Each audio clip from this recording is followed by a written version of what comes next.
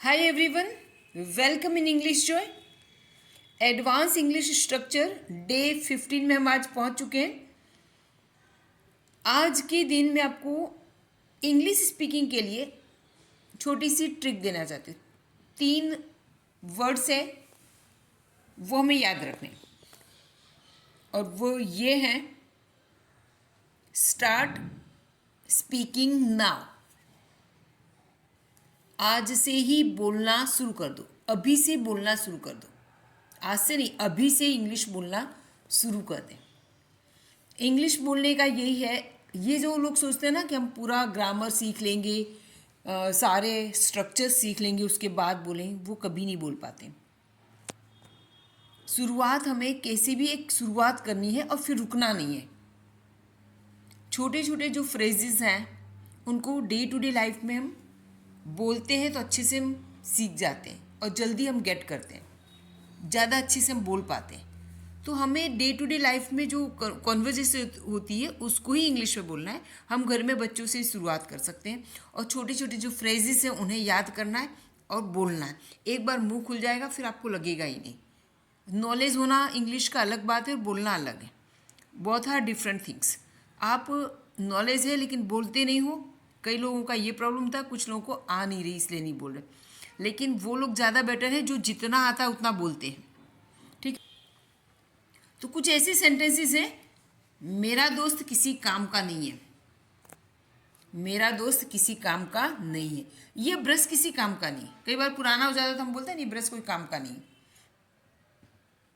ये किताब किसी काम की नहीं है, ठीक है, फेंक दो इसे। ये लड़का किसी काम का नहीं, बिल्कुल निकम्मा, कुछ नहीं आता इसे, किसी काम का नहीं है। कई बार हम बोलते हैं ये लड़का कोई काम का नहीं। वो लड़का तो बिल्कुल बेकार, उसका नाम ही मत लो। वो बिल्कुल बेकार हो, कोई काम का वो लड़का नहीं है। ये पेन किसी काम का नहीं, फेंक दो।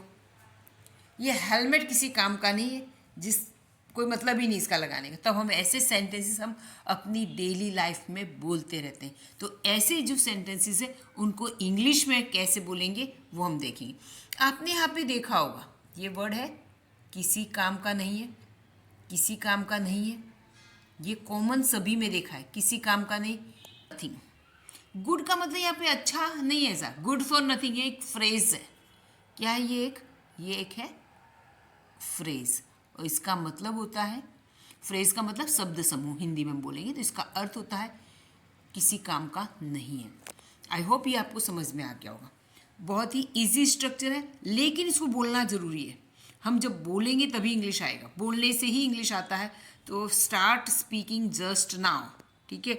आपको इसके सेंटेंसेस बनाने हैं, पहले ये सीख लेना है स्ट्रक्चर। सीखने के बाद आपको अपने कुछ सेंटेंसेस बनाने, नोटबुक में आप बनाएं। आप इसके 10 15 20 सेंटेंसेस बनाओ और उसको बोलें। को गारंटी है इंग्लिश बोलना सीख जाएंगे। चलिए, तो ज़्यादा हम डिले नहीं करते, स्टार्ट कर देते। इसके एग्जाम्पल्स सीख देखते हैं। तो इसका स्ट्रक्चर तो हम देख लिया क्या है स्ट्रक्चर। पहले सबसे पहले आएगा सब्जेक्ट। सब्जेक्ट का अर्थ होता है कर्ता, हिंदी में बोलिए कर्ता। हम आपको इसको डूअर भी बोलते हैं, DOER, डूअर यानी करने वाला, क्रिया को करने वाला, ठीक है, जो मेन सब्जेक्ट है। ओके, तो यहाँ पे है सब्जेक्ट हो गया। Am is are present tense का काम है, प्रेजेंट टेंस का सेंटेंस है तो एम इज आर लगाना है सेंटेंस के अकॉर्डिंग, टेंस के अकॉर्डिंग एम इज आर। और यहाँ पे है गुड फॉर नथिंग, ठीक है। तो यहाँ पे ये सब्जेक्ट है, इसमें कोई भी चीज़ हो सकती है, कोई व्यक्ति या वस्तु, कुछ भी हो सकता है, ठीक है। अब ये हमें इतना याद कर लेना है, गुड फॉर नथिंग। तो यहाँ पे मेरा दोस्त किसी काम का नहीं है। मेरा दोस्त किसी काम का नहीं है, किसी काम का नहीं है, उसके लिए क्या हमने लिया है good for nothing. Good for nothing, good for nothing, nothing पे आपको ज़्यादा प्रेस करना है। Good for nothing, good for nothing, clear. और यहाँ पे क्या है मेरा दोस्त, मेरा दोस्त का क्या होगा इंग्लिश माई फ्रेंड। और यहाँ पे क्या है इज, तो माई फ्रेंड है उसके लिए क्या आएगा एम आएगा, इज आएगा, आर आएगा, वो हमें देखना है। माई फ्रेंड एक वचन है, सिंगुलर है, इसलिए बहुत ही इजी बात बता रही हूँ, इज आएगा। प्लूरल होगा आर आएगा। और ये एम है सिर्फ आई के साथ आता है और किसी के साथ आता नहीं है। हमेशा। ओके चलिए, मेरा दोस्त किसी काम का नहीं है तो क्या आएगा, मेरा दोस्त माई फ्रेंड। यहाँ पे क्या लिया, ये सब्जेक्ट हो गया। फिर यहाँ है एम इज आर में क्या आएगा, माई फ्रेंड, ये सिंगुलर है, इज आएगा, my friend is good for nothing, my friend is good for nothing. Clear, I hope ये समझ में आ गया होगा आपको। नेक्स्ट देखते हैं, ये कंप्यूटर किसी काम का नहीं है। कई बार कंप्यूटर बोलते हैं चल नहीं रहा है, ये किसी काम का नहीं, इसमें ये नहीं होता वो नहीं, कि ये हम सेंटेंस क्या बनाते हैं उसके लिए सेंटेंस बनाएंगे। कंप्यूटर का तो कंप्यूटर लिखना है, यह कंप्यूटर, तो यह कंप्यूटर का दिस कंप्यूटर, और कंप्यूटर क्या सिंगुलर है इसलिए क्या आएगा, is this computer is good for nothing. देखिए, this computer is good for nothing, ये कंप्यूटर किसी काम का नहीं है, तो this computer is good for nothing, good for nothing. वैसे तो यहाँ पे क्या होना है, ये फल अब किसी काम के ये फल अब किसी काम के नहीं है। मैं आपकी हिंदी भी देखती जा रही हूँ। ये फल अब किसी काम के नहीं है, ये फल का मतलब ये क्या हुआ, ये हुआ प्लूरल हुआ, ये है प्लूरल, और प्लूरल के साथ क्या आएगा, आर। ओके, ये फल है, देखिए फ्रूट्स, तो क्या आएगा, ये फल के लिए क्या आएगा, this fruits are good for nothing, this fruits are good for nothing. Okay, I hope ये समझ में आ रहा होगा। वो हेलमेट किसी काम का नहीं है, वो हेलमेट किसी काम का नहीं है, वो हेलमेट का वो के लिए क्या आएगा, दैट हेलमेट, क्या आएगा, दैट हेलमेट। ठीक है, चलिए बढ़ते हैं। That helmet is good for nothing, that helmet is good for nothing. हमें ये याद होगा तो सेंटेंस ये वाला तो हम इजीली बना लेंगे। ठीक है, इतना पार्ट हमें इजीली आ जाएगा, पर ये याद करना है, गुड फॉर नथिंग। गुड का मतलब सुनते ही हमें फिर ये नहीं आना चाहिए कि अच्छा वाली फीलिंग है, गुड फॉर नथिंग, नथिंग पे ध्यान देना है। कई बार कोई हमें बोलता है कि you are good for nothing, तो हम सोच में पड़ जाते हैं कि हमारी तारीफ कर रहा है या हमें कुछ क्या कह रहा है, नथिंग गुड, हमें तो गुड ही सुनाई देता है कि मेरी तारीफ ही कर रहा है, लेकिन रियल में मीनिंग यहाँ पर इस तरह से है। तो ध्यान दीजिए, ब्रश किसी काम का नहीं है, तो इसके लिए बोले that brush is good for nothing, good for nothing, कोई काम का नहीं है। ये शर्ट किसी काम की नहीं है, ये ड्रेस किसी काम का नहीं है ना, लटके लटके पड़ा है, किसी काम का नहीं, ये शर्ट किसी काम का नहीं, ये कंप्यूटर किसी काम का नहीं, ये शर्ट किसी काम का नहीं, ये टीवी किसी काम की नहीं है, ये बुक किसी काम की नहीं। बहुत सारी चीज़ें हम ऐसे बोलते रहते हैं सुबह से शाम तक, तो उनका ही यूज़ करना है घर में। ये वाला आज ये वीडियो देखने के बाद 2-3 चीज़ें उठाकर आप घर में बोल सकते हो, इसकी प्रैक्टिस कर सकते हो कि ये चीज़ किसी काम की नहीं, वो चीज़ किसी काम की नहीं, जस्ट प्रैक्टिस के लिए।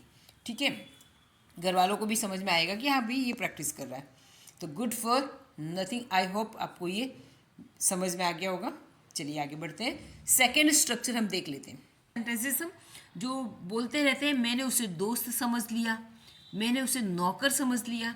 ठीक है, उसे दोस्त समझ लिया, उसे नौकर समझ लिया, मैंने रस्सी को सांप समझ लिया, मैंने उस लड़की को राधा की बेटी समझ लिया, मैंने उस लड़के को डांसर समझ लिया, मैंने उसे भूत समझ लिया अंधेरे में। तो इस तरह के जो सेंटेंसेस हैं हम डे टू डे लाइफ में बोलते रहते हैं। तो इंग्लिश में कैसे बोलेंगे, आपने एक चीज़ बहुत ही कॉमन देखी होगी, समझ लिया। ठीक है, तो यहाँ पे हम समझ लिया, ये पास्ट टेंस में है, पर इसके प्रेजेंट टेंस में और फ्यूचर टेंस में भी सेंटेंसेस बन सकते हैं मीनिंगफुल हो। इसमें ज़्यादा पास्ट टेंस के बन रहे थे इसलिए मैंने ये लिया है। सिचुएशन और आगे पीछे के सेंटेंसेस के अकॉर्डिंग फ्यूचर और प्रेजेंट में भी सेंटेंस बना सकते हैं, और हम देखेंगे वो। ठीक है, वो भी डिस्कस करेंगे। यहाँ पे देख लेते हैं, सबसे पहले इसका स्ट्रक्चर देखते हैं। स्ट्रक्चर में हम देखेंगे टेक, ऑब्जेक्ट, और यहाँ पे आएगा फॉर। ठीक है, फॉर। तो इसके लिए समझ लिया है, तो ये टेक का क्या होगा, समझ लिया पास्ट टेंस है, इसलिए टेक का हम क्या करेंगे, टुक लेंगे, इसका वर्ब का सेकेंड फॉर्म लेंगे। चलिए आगे बढ़ते हैं, एग्जाम्पल देख लेते हैं। ये स्ट्रक्चर तो है, हमें ये ध्यान रखना है, यहाँ पे हमें सब्जेक्ट लगा देना है। सबसे पहले क्या आएगा यहाँ पे, सबसे पहले यहाँ पे हम जैसे ये है सब्जेक्ट आएगा, फिर ये लेना है, और इसके बाद अपने को जो आपने समझा है उसको वो लेना है। ठीक है, और यहाँ पे ऑब्जेक्ट यानी किसको हमने क्या समझा, तो ये ऑब्जेक्ट है। तो मैंने उसे दोस्त, मैंने के लिए क्या आएगा, आई। समझ लिया तो क्या आएगा, आई टुक। उसे, आई टुक उसे, तो क्या आएगा, उसे के लिए him, I took him for a friend. For a, ये जो है फॉर अ फ्रेंड, मैंने उसे फ्रेंड समझ लिया। ठीक है, आई होप कि ये आपको समझ में आ गया होगा। चलिए देख लेते हैं। मैंने उसे दोस्त समझ लिया, I took him for a friend. तो यहाँ पे इसे हमने क्या समझ लिया, ए फ्रेंड। ठीक है, आई टुक है, फिर इस व्यक्ति को हमने क्या समझा, ये वाला। आई होप कि आपको ये समझ में आ गया होगा। अब देखते हैं इसको कि ऑब्जेक्ट हम कैसे बनाते हैं। तो इस ऑब्जेक्ट का हमें सिंपल सा है, जैसे आई है, आई का ऑब्जेक्ट क्या होता है, आई सब्जेक्ट है, आई सब्जेक्ट होता है यूज। आई का ऑब्जेक्ट, आई यानी मैं, और सब्जेक्ट क्या होगा, मी। आई का क्या होगा, मी। आई सब्जेक्ट है, मी यानी मुझे, तो यहाँ पे ऑब्जेक्ट हुआ। ठीक है, आई, दे का ऑब्जेक्ट क्या होगा, देम। दे यानी वे, और देम यानी उन्हें, THE है ये। ओके, यू का ऑब्जेक्ट भी यू, सब्जेक्ट और ऑब्जेक्ट दोनों यू ही है, यू। ठीक है, वी का होता है अस। वी यानी हम, अस यानी हमें। ही का him, she, her. I hope समझ में आएगा। इट का इट ही रहेगा। ठीक है, तो ये हमने क्या देखा, ऑब्जेक्ट देखा। इस तरह से ऑब्जेक्ट होता है। ठीक है, ये हिम और हर, तो उसका अर्थ होता है उसे, देम यानी उन्हें, यू यानी तुम्हें, और माई मॉम यानी मेरी माँ। ठीक है, अब यहाँ पे माई मॉम की जगह हम कुछ नाम लिख लेते हैं। जैसे मैं यहाँ लिख लेती हूँ मीता। ठीक है, चलो हम एग्जाम्पल इसके देख लेते हैं। जैसे आई टुक हिम, मैंने उसे समझ दिया, आई took him, I took her. ठीक है, I took them, I took you, I took Meeta. I took him for a thief, मैंने उसे चोर समझ लिया। I took her a customer, मैंने उसे कस्टमर समझ लिया। आप अच्छा एक मीनिंगफुल बनाया, आई टुक हर फॉर अ मेड। क्या बनेगा इसका, आई टुक हर फॉर अ मेड, मैंने उसे मेड समझ लिया। आई टुक देम, मैंने उन्हें क्या समझ लिया, फॉर कस्टमर्स। इधर एस लगाएंगे, ये ए हटा देंगे क्योंकि सिंगुलर प्लूरल एक साथ नहीं हो सकता है। आई टुक देम कस्टमर्स, मैंने उन्हें कस्टमर समझ लिया। Okay, I took you for a musician, मैंने तुम्हें म्यूजिशियन समझ लिया।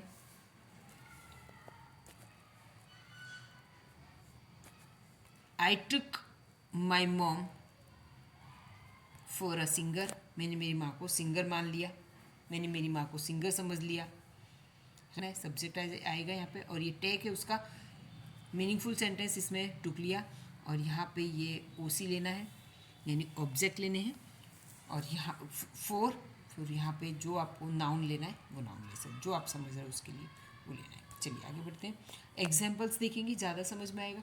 इसकी वीडियो के एंड में मैं आप लोगों को होमवर्क दूंगी जो आपको करना होगा। तो स्ट्रक्चर देखते हैं हम। मैंने एग्जाम्पल से, मैंने अंधेरे में उसे भूत समझ लिया। ठीक है, मैंने है तो फिर आई हो जाएगा। अंधेरे में तो लास्ट में हम लगा देंगे इन डार्क।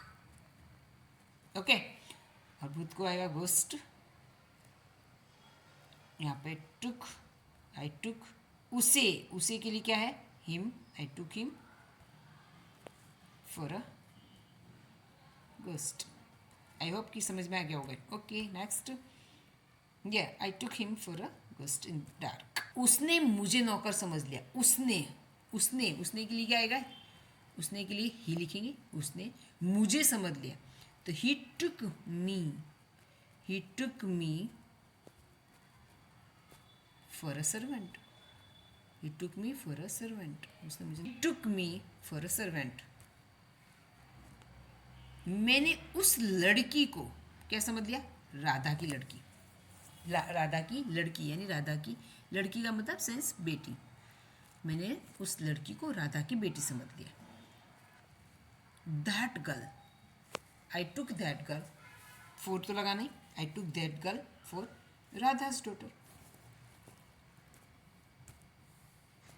मैंने रस्सी को सांप समझ लिया, समझ लिया के लिए मैंने समझ लिया I took rope.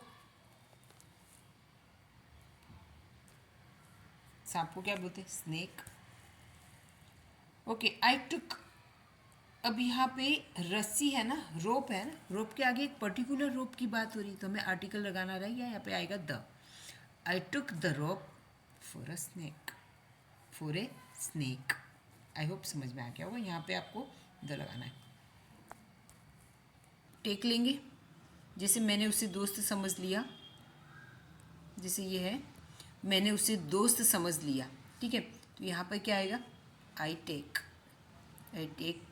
Him for a friend, मैं उसे दोस्त समझता हूँ, ठीक है। आगे पीछे के सेंटेंसेस भी उसमें ऐड करने होंगे, जैसे वो मेरे साथ ऐसा व्यवहार करता लेकिन मैं उसे दोस्त समझता हूँ, तब ये सिंपल प्रेजेंट टेंस में इस तरह से बनेगा। अगर इसको हम फ्यूचर में बनाना है, ठीक है, तो यहाँ पर विल टेक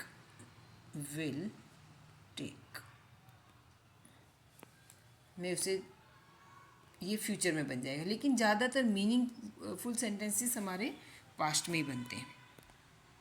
चलिए तो अब होमवर्क की ओर चलते हैं। Now it's time for homework. तो आज का होमवर्क है, ये ड्रेस किसी काम का नहीं है, मैंने मीता को टीचर समझ लिया। दोनों सेंटेंस आपको इंग्लिश में लिखना है, अगर आपको समझ में आया होगा तो लिख पाओगे। तो देखते हैं कौन इसका सही आंसर लिखता है, जिसके दोनों आंसर सही होंगे उसको मैं पिन अप कर देने वाली हूँ हमेशा के लिए। And all the best, bye bye till next video.